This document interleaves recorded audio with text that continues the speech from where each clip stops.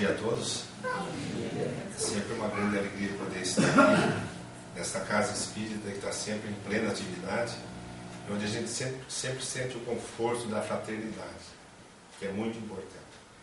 Alguns dias atrás, a direção do Centro Espírita Nosso Lar me convidou para participar da Semana Cultural, que é essa semana que entra, para que eu, no dia 21, quinta-feira, fizesse uma exposição e me propuseram o tema Jesus e a Prática da Caridade.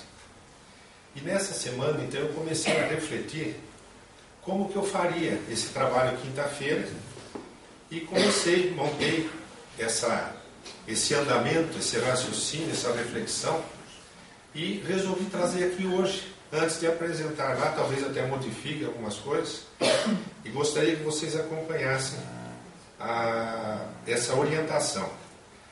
O Livro dos Espíritos, na questão 886, ele nos apresenta essa... Como é que eu tiro aqui a página? Bom, ele nos apresenta isso aqui, eu vou deixar com isso, né? Essa seguinte questão que Allan Kardec faz aos espíritos superiores: qual o verdadeiro sentido da palavra caridade, como a entendia Jesus? E os espíritos respondem: benevolência para com todos, indulgência para com as imperfeições alheias e perdão das ofensas. Então eu entendi que, como espírita, nós deveríamos tentar compreender exatamente o significado dessas três palavras. Indulgência e perdão não seria a mesma coisa? Se fosse, não teria sido colocado como duas coisas distintas, né? Benevolência, todos nós entendemos mais ou menos o que significa. Então, quando eu pensei, vou começar com a palavra benevolência. O que é, se a proposta de Jesus para nós é que sejamos benevolentes, onde que eu encontraria um exemplo que não fosse de Jesus, que fosse humano, nosso, de alguém benevolente? E aí eu me lembrei de um filme que eu assisti, baseado no livro Os Miseráveis, de Victor Hugo. O grande escritor francês Victor Hugo escreve essa obra-prima. Deixa eu ver aqui, dá para ver ali, gente? Eu publiquei esse texto, eu mesmo que escrevi, e eu publiquei no Jornal Imortal, na coluna que eu escrevo já há muitos anos, que chama História que nos Ensina. E eu escrevi esse texto falando desse momento do livro. O livro trata da história de um prisioneiro, de uma pessoa que foi presa porque roubou um pão, numa época de uma profunda recessão. Esse prisioneiro se chama Jean Valjean, e ele se torna muito revoltado.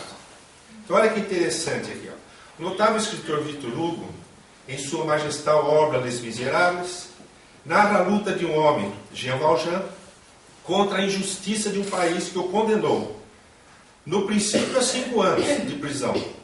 Pena essa que se estendeu para 19 anos, devido às tentativas de fugas insistentes dele.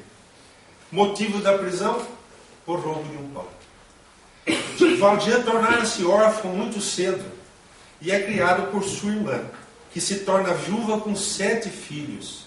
Então, numa época de recessão da França, segundo a história, segundo o drama escrito por Victor Hugo.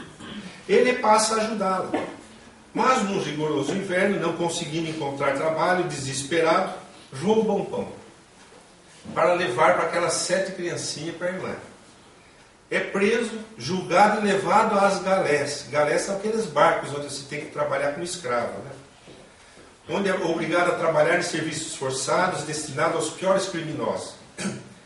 Ali ele desenvolve uma revolta muito grande contra a humanidade. Assista o filme, gente. Tem duas grandes apresentações no YouTube, vocês encontram, com 2 grandes artistas. Um é com o Gerard Depardieu e o outro é com o Liam Neeson. Os 2 filmes são maravilhosos, são muito bem feitos, a história é a mesma, né? Revolta que seria interminável, não fosse por determinado momento criado pelo novelista, onde um antídoto tão possível quanto eficaz lhe é oferecido, o que muda profundamente o andamento da história. Vou usar, né? Estou lendo o que eu mesmo escrevi, né? Uma coisa que eu nunca fiz. Mas é porque está bem escrito. Né? A gente, quando escreve, a gente fica muito concentrado. Então, quando a gente fala, é diferente. Após ser colocado em liberdade condicional, não encontra a aceitação da sociedade para um ex-prisioneiro. Várias vezes vê-se expulso das estalagens por onde passa. E não bastasse o desprezo que recebia, era ainda perseguido por um policial, Javert, que o odiava e que, não acreditando em sua possível regeneração, esperava apenas um próximo delito para levá-lo de volta à prisão, agora definitivamente. Então ele era perseguido por um sargento de milícia. Certo dia, cansado e faminto, Jean Valjean encontra uma igreja que estava sob os cuidados do bispo Myriel, na cidade de Digne. Esse sacerdote era conhecido pelo apelido Bienvenue, em português o equivalente a boas-vindas. Tal a generosidade com que tratava os pobres e miseráveis do lugar. E nós estamos falando de benevolência. Então eu fui encontrar o exemplo de benevolência nesse sacerdote. Olha o que ele faz, gente. Quem sabe a história não vai se surpreender. Quem não sabe, vai. Ali, Valjean é acolhido fraternalmente. Recebe alimentos, cobertor e um lugar para pernoitar, junto de outros famintos. Antes do amanhecer, porém, Valjean acorda e, observando algumas peças de prata na igreja, toma alguns talheres, coloca-os num pequeno saco e foge de madrugada. Quando amanhece o dia, vê-se cercado pelos policiais de Javert, que só esperavam isso, essa oportunidade para prendê-lo de novo. E tendo eles encontrado as peças de prata, levam-no imediatamente ao sacerdote para que fosse constatado o roubo e justificado o flagrante. Porém, nem o coração impiedoso de Javert e nem o coração revoltado de Jean Valjean imaginariam que estavam a poucos minutos de um grande exemplo de benevolência. Quando adentraram a sacristia, depois de exposto o fato pelo soldado, o pároco sensibilizado olha complacentemente para Valjean e o repreende, dizendo que ele saíra com muita pressa, tendo levado os talheres, mas esquecido os candelabros. Olha o que o padre faz, o bispo. Você saiu com muita pressa, esqueceu os candelabros, só levou o talher, que ele não fala que foi roubo. Ele imediatamente é piedoso.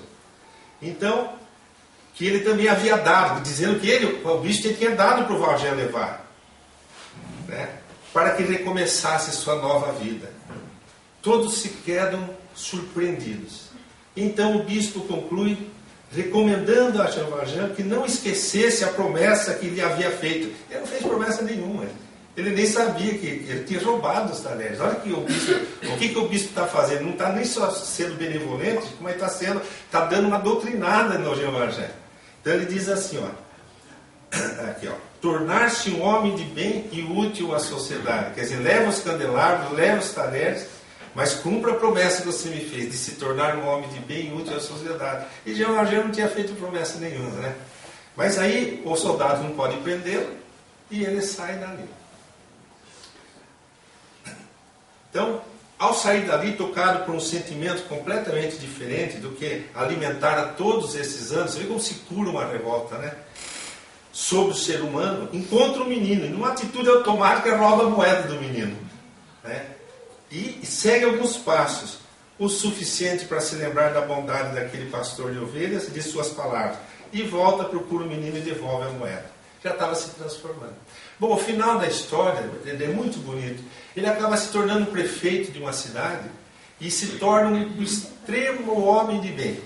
Uma pessoa extremamente modificada, de uma caridade imensa. Tudo pela causa da atitude de um bispo que foi para com ele benevolente.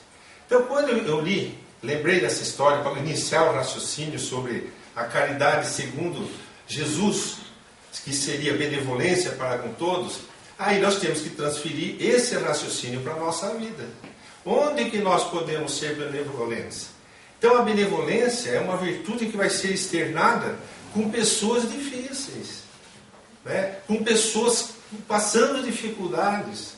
Então o que aquele bispo viu? Um homem em dificuldades, ele não viu um criminoso, ele viu um irmão em sofrimento. Então quando a gente vê a pessoa que está batendo palma na frente da nossa casa, na rua, a gente pode pré-julgar, fazer uma porção de julgamentos, achando que ele vai sair pegar dinheiro para beber, achando que ele é uma pessoa, um vagabundo que não trabalha. Mas a pessoa benevolente, ela não vai fazer pré-julgamento. Ela vai pensar no que ela pode fazer para ajudar. Então, a gente tem que começar a exercitar essa virtude no nosso quarteirão, na nossa vida, na nossa casa, na nossa família. Então, a benevolência é uma virtude que expressa o sentimento da caridade segundo os espíritos superiores na orientação dessa questão 886 do Livro dos Espíritos. Entenderam? Concordaram? Concordam comigo? Qual que é a segunda palavra? Indulgência. Mas veja que a frase, ele diz assim: indulgência para com as imperfeições alheias. Então a indulgência é um sentimento que tem um destino certo. As deficiências dos outros. Então eu só vou poder ser indulgente com pessoas que estão errando, que estão tendo comportamentos inadequados.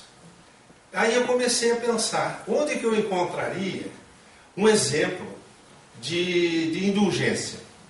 E me lembrei, quando eu comecei a frequentar a doutrina espírita, eu me apaixonei por palestras. Eu adorava assistir palestras. E eu tive a oportunidade de conhecer a doutrina espírita no Centro Espírita Allan Kardec de Cambé, onde o seu Hugo era o dirigente. E o seu Hugo era amigo dos maiores palestristas do Brasil. Então, não raras vezes, pernoitavam na casa do seu Hugo, Divaldo Pereira Franco, Raul Teixeira, Heloísa Pires, o Geraldo Guimarães, lá do Rio de Janeiro. Pessoas do Brasil vinham e ficavam no seu Hugo. Então, eu tive essa bênção de estar diante de uma pessoa iluminada aqui na Terra. O senhor é uma pessoa tão diferenciada no movimento espírita, que no ano de 1997, quando eu tive a oportunidade de entrar na casa do Chico, 11 horas da noite, depois dos trabalhos mediúnicos dele, que a dona Iraci Carpati, uma senhora, uma grande trabalhadora do espiritismo da cidade de São Paulo, amiga do Chico desde 1935, 40, ela me apresenta para o Chico dizendo: Chico, esse é o Dr. José Antônio de Cambé. E o Chico fala do Hugo, do imortal, grande trabalhador de Cristo é o Hugo. Olha o Chico falando.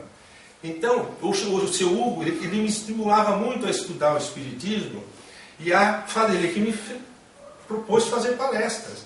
Com 3 anos de Espiritismo, 4 anos na doutrina, o seu Hugo começou a me dar essas tarefas. Então ele me dava sempre fitinhas de cassetes daquelas antigas, de expositores que falaram, já tinham falado há anos lá em Cambé, ou de Holândia, ou na região, e que eles gravavam aqueles gravadorzinhos antigos. Ele dava as fitinhas, e no nosso carro nós não tínhamos CD, era toca-fitinha mesmo. Então a gente punha, e eu fazia minhas viagens escutando aquelas palestras. E isso me ajudou muito, porque eu ia vendo vários oradores, os estilos diferentes, e eu não criei nenhum estilo. Eu sou o que eu sou. Eu sou uma pessoa simples, que falo sem sofisticação, que gosto de apresentar reflexões e raciocínios onde eu sou o primeiro que aprendo.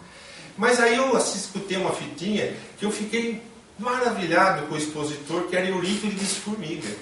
Eurípides Formiga foi um grande amigo do Chico, um grande amigo do seu Hugo, um expositor, ele era nordestino, um grande poeta.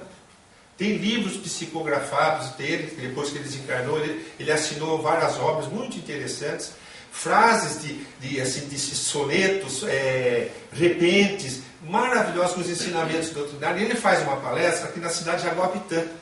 E naquela fitinha, no meio dessa palestra, ele conta muitas coisas maravilhosas, né? E no meio da palestra ele conta essa história aqui, o sábio e o escorpião. Que essa eu não vou ler, essa eu vou contar. E daí ele diz assim, que um jovem, eu já contei essa história outras vezes aqui, mas sempre tem gente nova, eu peço perdão àqueles que já conhecem. E um jovem queria muito aprender a ser virtuoso, desenvolver valores morais, virtudes, e sabia que ele iria encontrar os grandes orientadores das virtudes lá na Índia. Então ele foi até a Índia atrás de sábios, pessoas que eram diferentes da sociedade comum, da comunidade, que mostravam estar acima da comunidade, para aprender como ser uma pessoa sábia, como ser uma pessoa com virtudes. E procurou um desses sábios que estava andando à beira do rio Ganges, atendendo as pessoas com muita compaixão, muita benevolência, orientando pessoas, sempre com ensinamentos nobres. E ele ia acompanhando, assim, embevecido, ficando lá aqueles dias, ouvindo aquele sábio, o jeito dele orientar, o jeito dele atender, a paciência com que ele ouvia. Quando de repente ele se surpreende. Ele olha e vê um escorpião afogando no rio Ganges, na margem do rio Ganges. E na hora ele já pensa, né? Esse bicho é peçonhento, é bom que morra mesmo, né? E o sábio arregaça a manga da túnica, vai lá e tira o escorpião. E leva até distante um pouco da água e solta no chão o escorpião. E quando ele solta no chão, o escorpião dá uma ferroada no sábio e a mão já começa a inchar. E o menino o jovem fica perturbado. Ele não é sábio. Se ele fosse sábio, ele saberia que o escorpião é um bicho peçonhento, que ele tem veneno, que ele ataca, que ele pica. E nisso o escorpião sai correndo e volta e entra na água de novo. E começa a se afogar de novo. E o sábio, em voz alta, diz o seguinte: nossa, que imprudência minha, coloquei muito perto da água. Arregaçou a manga da túnica, da outra manga, foi de novo à beira do rio Ganges, retirou o escorpião, levou lá para longe, com muita calma, colocou o escorpião e levou outra ferroada. Aí o mocinho ficou doido. Ele começou a se desesperar, agitar, para se esfregar a mão na cabeça, e falou: mestre, o senhor não podia ter feito isso. Ele falou: isso o que, meu filho? Ter se exposto desse jeito. O senhor não sabia que o escorpião poderia picá-lo? E o sábio diz assim para ele: filho, é da natureza dele picar. A minha é de salvar. Pronto. Olha o que é indulgência. Indulgência é compreender o limite do outro. Compreender que o outro não consegue ainda dar além do que você gostaria que desse. Esse sábio está dizendo para aquele aprendiz que o escorpião não faria outra coisa a não ser aquilo que o instinto dele recomendaria. Então, isso nós podemos usar como referência, como exemplo dessa palavra, indulgência. Então, quando a gente ouve a palavra indulto dá a impressão de perdão. Né? No Natal tem o indulto para o prisioneiro, para os presos que são soltos e tal. Isso dá a impressão de que está sendo perdoada a dívida dele, mas não está. Não está porque ele continua em dívida com a sociedade. Ele cometeu crimes contra a sociedade. O indulto significa que ele está sendo tolerado. Tem uma tolerância. Então, nós temos que tolerar as deficiências daqueles que vivem conosco. Então, onde nós estivermos, nós vamos exercitar isso. Eu trabalho dentro de um consultório, onde há secretárias, onde há outros médicos e onde eu tenho minhas deficiências. As pessoas vão ter dificuldade de lidar com certas deficiências minhas, vão ter que me tolerar. Vão ter que ser indulgentes comigo. E eu também. Eu vou ter que entender, eu não conheci até hoje nenhuma secretária perfeita. Todas têm suas dificuldades. E foi um aprendizado muito grande que eu tive, porque eu tenho minha própria secretária e a clínica tem outra. Foi quando a minha secretária adoeceu e a minha esposa foi trabalhar comigo. A minha esposa é de uma profunda tranquilidade, de uma profunda indulgência. E quando aquela outra secretária agia de forma estranha, que não era prestativa para os médicos, eu comentava em casa com ela: você viu como é que é a secretária da clínica, é difícil? E ela falava: não, bem, é que não sei o que, não sei o que. Olha, ela entendia os porquês da outra secretária. E isso é indulgência. Então ela olhava não para as deficiências da pessoa, mas para as dificuldades que ela tinha com certa compaixão. É que ela está sofrendo. Você sabia que na casa dela está acontecendo isso, isso, isso? Você sabia que o companheiro dela aprontou, fez isso, isso, isso? Ela está nervosa, ela não tem onde extravasar, então ela acaba fazendo essas coisas. Isso chama-se indulgência. Porque você não está sendo conivente com o erro da outra pessoa. Você está procurando ser tolerante com aquela dificuldade. Então, para nós conviver, mesmo dentro de uma casa espírita, são vários trabalhadores, são vários voluntários. Ninguém é perfeito. Então, nós vamos ter dificuldades com determinados trabalhadores. Mas nós temos que ter indulgência. Nós temos que ser tolerantes com nossos filhos. Mulher com marido com a mulher. Então a indulgência é uma virtude que expressa, é uma expressão da caridade segundo os Espíritos superiores, que nós temos que exercitar todos os dias, até com os animaizinhos da nossa casa. Porque eles não são perfeitos.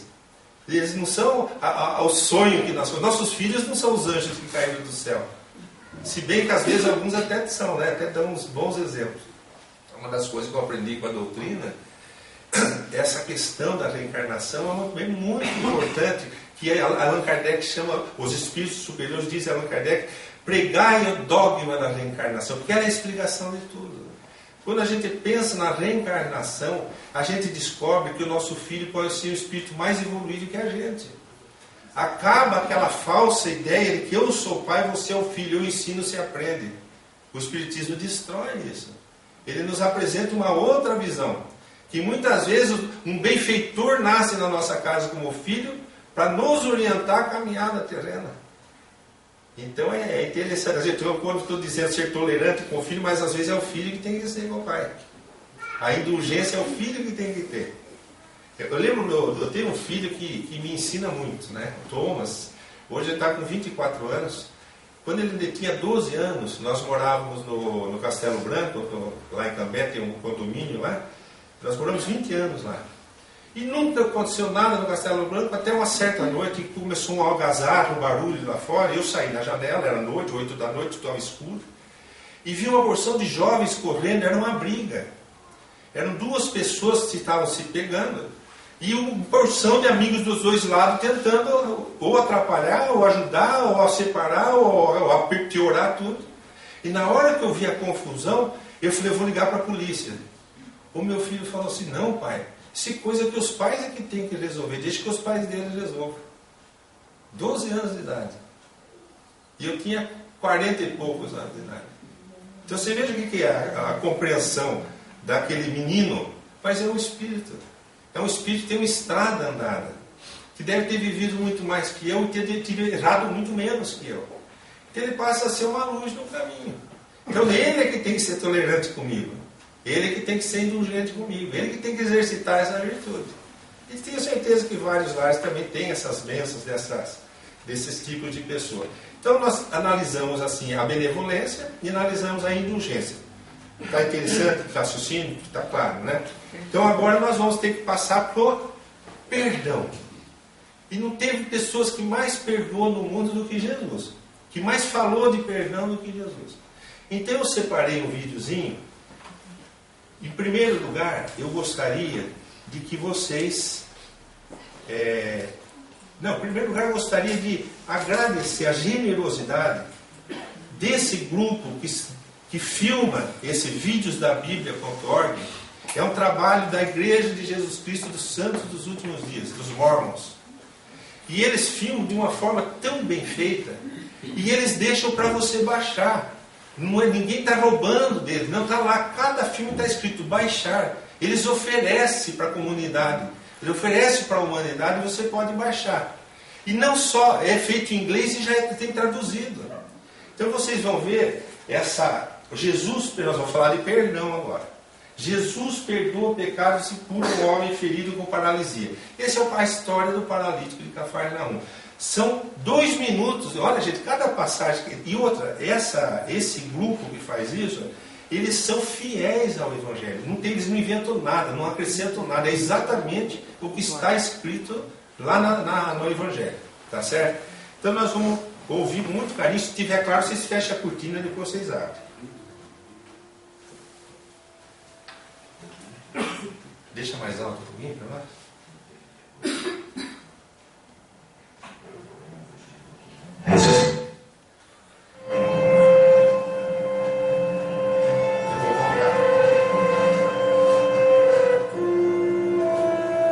Ouvistes que foi dito, olho por olho, dente por dente.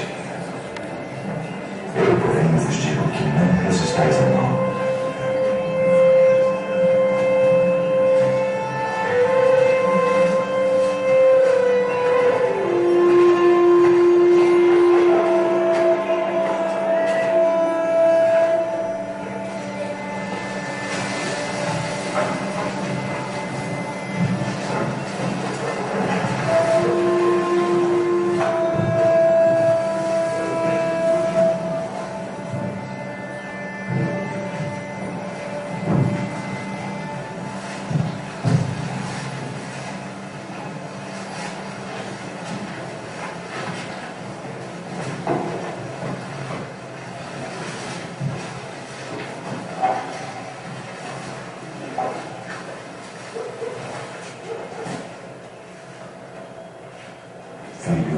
perdoados estão os teus pecados. Por que dizeste assim blasfêmias? Quem pode perdoar pecados, senão Deus? Por que razoar sobre estas coisas em vossos corações? Como é mais fácil dizer ao paralítico: estão perdoados os teus pecados? Ou dizer-lhe: levanta-te e toma o teu leito e anda.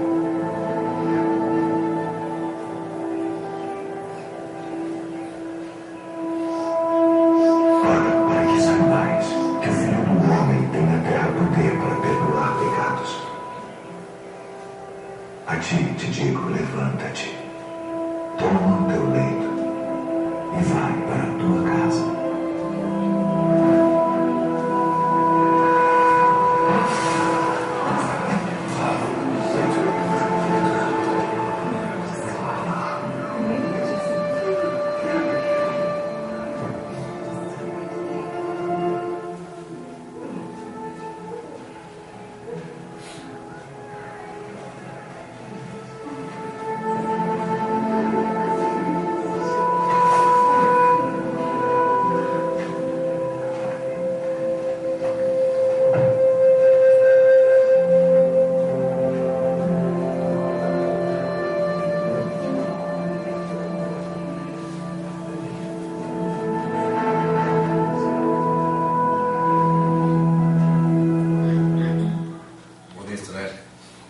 Assiste isso em casa.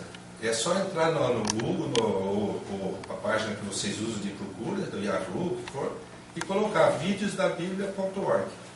E vai acessar, vai aparecer o último que eles filmaram, mas vai aparecer ver todos. Você clica e lá tem desde o nascimento, a anunciação de Jesus, até a crucificação. Aí eu pergunto para vocês, quando os espíritos superiores nos dizem benevolência para com todos, quer dizer, não é só para com aqueles que é fácil a gente ser benevolente. Indulgência para com as imperfeições alheias, que nós usamos um exemplo. E quando eles falam perdão dos pecados, é isso que ele está falando? Eles estão falando? Não é. Porque Jesus não foi ofendido por esse homem. Jesus não foi ferido por esse homem. Esse homem não deve nada a Jesus. Concorda comigo? Ele deve às leis divinas. Ele é alguém que feriu as leis divinas, que foi contra as leis divinas e que nessa encarnação está pagando a conta. Então quem que está perdoando esse homem? A misericórdia de Deus. E Jesus é a expressão da misericórdia de Deus. Eu estou fazendo isso para que vocês saibam que eu, filho do homem, tenho o poder de perdoar os pecados em nome de Deus. Então veja bem, aí entra num outro tipo de perdão. Todas as pessoas que Jesus fala assim, vai em paz, teus pecados estão perdoados, tua fé te salvou. Ele está usando da misericórdia divina que ele expressa aqui na terra. Não é este perdão que está sendo pedido a nós. O que está sendo pedido a nós é este perdão. Apaga a luz de novo para mim. Que poder então de Jesus é chamado Cristo crucificado?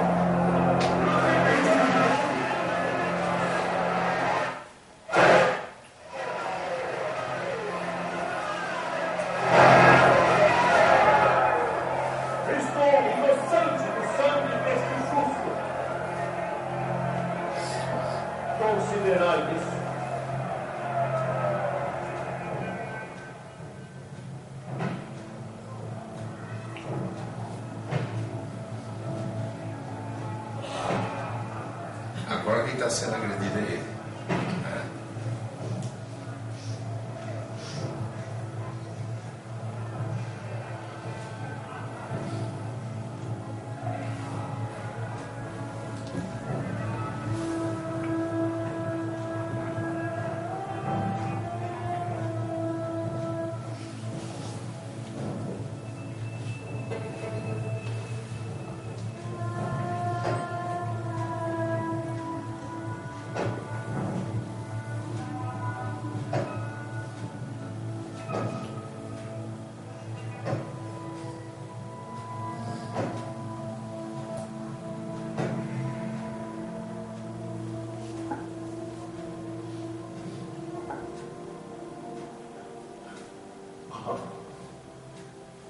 Perdoa-lhes, porque não sabem o que fazem. Entenderam? O perdão é quando a gente é o ofendido. Então, o perdão ele vai ser necessário quando nós passamos por situações que nos ferem de tal maneira que nós nos sentimos injustiçados e geramos um sentimento tão negativo de mágoa, de revolta, de desejo às vezes de vingança, que uma vez eu li, é como se a gente estivesse querendo atirar um carvão em brasa em alguém. Só que a gente é que está segurando esse carvão. Ele está torrando a nossa mão, está doendo em nós. Aí é que é necessário o movimento do perdão. Então o perdão é para coisas difíceis. É uma virtude extremamente difícil. Mas é a mais importante, é a que mais liberta a própria criatura. Eu sempre estudando a vida de Chico Xavier, que eu fiz durante muitos anos, mais de 30 e poucos livros, até que fiz um resuminho, lancei 1 Minuto com Chico Xavier, um livro próprio, onde eu colocava histórias que me impressionaram muito e outras que eu ouvi não tinha em outras obras, que me contaram. Eu conversando com o Jerônimo Mendonça, um grande espírita que era tetraplégico, cego, ele contava uma história do Chico, dizendo que quando o Chico recebia o Dr. Bezerra, ia sempre um homem lá em Uberaba, ou época de Pedro Leopoldo ainda, que ele tinha sido traído pela mulher do seu melhor amigo. E o sentimento dele era a vontade de matar aquele homem. Ele dormia e acordava pensando que tinha que se vingar. E quando ele não suportava, que chegava aquele momento de pegar uma arma e ir atrás, ele ia para Uberaba procurar o Chico. E pedir ajuda para o Dr. Bezerra, dizendo que ele não estava aguentando.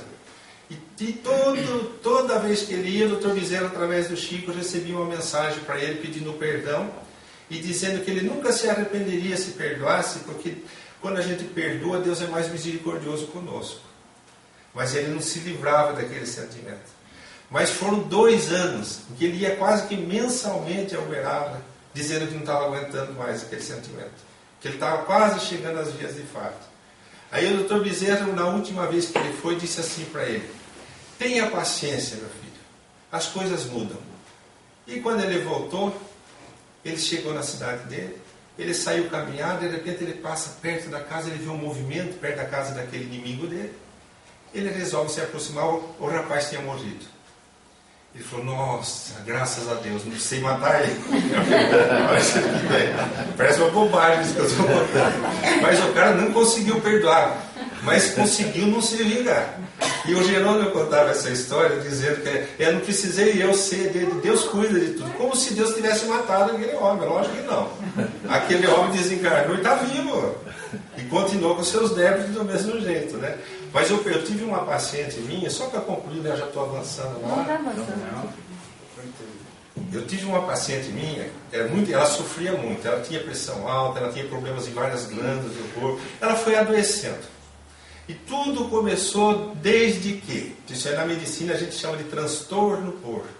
Quer dizer, desde que quando acontece um fato que dói muito em você, você gera doença, começa a gerar doenças, em vez de tanto ressentimento que você carrega, você começa a adoecer. Desde que o pai dela morreu, e os irmãos fizeram o inventário e deixaram ela de fora. Eram 4 homens e uma mulher. Eles fizeram o inventário e deixaram ela de fora. O marido dela, rico, ela nunca nem precisava daquela herança.